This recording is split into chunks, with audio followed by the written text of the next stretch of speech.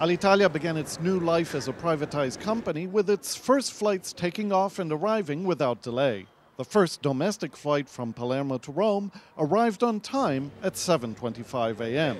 It's a very good flight because I was sleeping all the flight because we started very soon in the morning.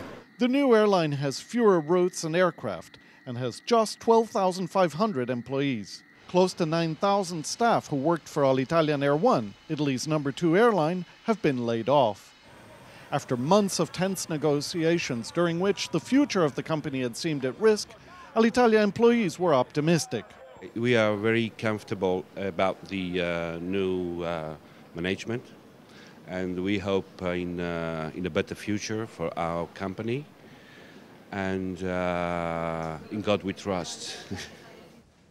One day earlier, the new Alitalia's president, Roberto Colaninno, announced the airline had signed on to a partnership with Air France-KLM. According to the agreement, the French-Dutch group will buy a 25% stake for 323 million euros and become Alitalia's leading shareholder. Once the symbol of Italy's post-war economic boom, last year Alitalia filed for bankruptcy after almost a decade of straight losses and government bailouts, succumbing to political interference, gross mismanagement, labor strife, competition from budget airlines, and high fuel prices. Last spring, Air France-KLM had made a very generous offer. In addition to paying over 2 billion euros to buy Italy's ailing flag carrier, the group agreed to take on Alitalia's debt, worth another 2.8 billion euros, and promised to invest a similar amount in the next 5 years.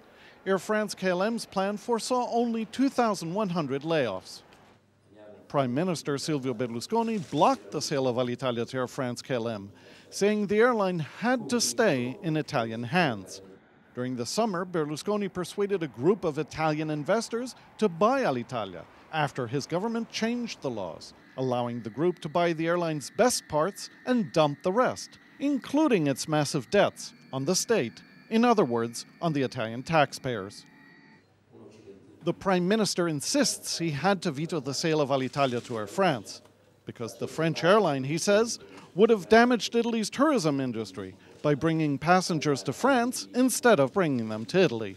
I think that's the most ridiculous claim that he could possibly have made. Anybody who thinks about buying Alitalia wants to do that because they know that this is a major tourist destination, and despite, all of Italy's problems, it will always remain so. And therefore, if you own Alitalia and if you make it function properly, there's going to be a lot of passenger traffic. 10 months after Air France KLM made a commitment to buy Alitalia at some conditions, we sold to Air France KLM the company at a much worse condition for the Italian taxpayer. It's worth noting last April Berlusconi blocked the sale of Italy's ailing flag carrier airline to Air France-KLM to protect, the Prime Minister claimed, vital national interests that 10 months later have apparently ceased to exist, since he's authorized the same French-Dutch group to become the majority shareholder in the new Alitalia.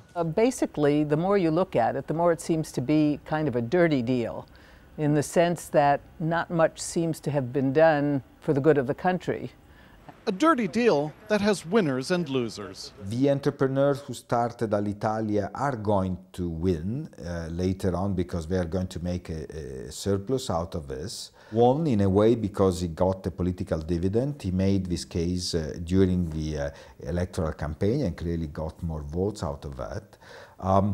Air France as well really got the possibility to buy the company at much better condition than when it offered only 10 months. So Italian taxpayer was a certain loser. We lost about 4 billion euros in this operation. And among the losers we clearly have also the workers, because according to the initial plans of Air France would have been about 2,000 redundancy, when instead we are going to have 7,000 or even more if you take into account also the workers of Air One.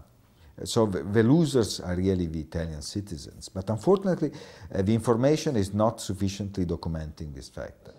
It's not hard to figure out how this could happen if one remembers that Prime Minister Berlusconi controls almost 90% of Italy's media and all of the main television channels. As part of the restructuring, Alitalia has been merged with its biggest domestic rival, Air One, giving it more than a 55% share of Italy's internal flights. Lucrative domestic routes, such as the one between Rome and Milan, form a key part of a plan to break even in 2010. But maintaining that market share could be difficult now the Italian railways have inaugurated a new high-speed train service connecting Italy's political and financial capitals in 3.5 hours. The train now is highly competitive with air traffic and significantly cheaper. Not everyone is welcoming the new airline. This former flight attendant held a mock funeral for the new Alitalia. Everything has finished for me because I'm out and other 10,000 people are out without a reason. What does Alitalia mean to you? It means half of my life because I started in 1977. I loved my job, but really I loved it. Who made me can tell you. So it has finished, not a reason to live because I have a son, but it is very, very difficult for me to think how I can go on now.